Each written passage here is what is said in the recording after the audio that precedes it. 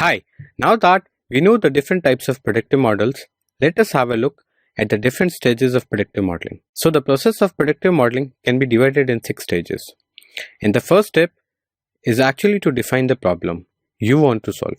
This might sound very intuitive, but it gets ignored very frequently as well. Once you have defined the problem, you list down all possible hypotheses which might solve the problem. It is very important to make sure that you list down all possible hypotheses at this stage. Once you have defined the set of hypotheses, you go ahead and collect the data from various sources. The data would in turn require some exploration and transformation before you actually build the model and then finally implement it. We will cover each of these steps in more details. So let's start with the first stage, which is problem definition. The first step to successful model building is to define the problem. Well, this actually requires multiple steps.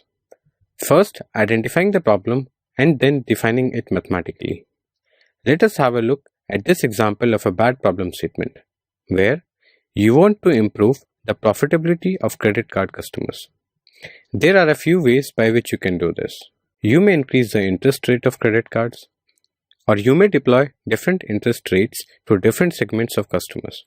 Take some action based on people's default rate, or you may maximize profit with different interest rates and different benefits for different category of customers. But if you see clearly, these all are intermediate processes with all of them being dependent on default rate of customer. So instead, a good problem statement could have been predicting the default rate of customer. So this was all about problem definition. In the next video, we will learn about the next stage of predictive modeling, that is hypothesis generation. Thank you.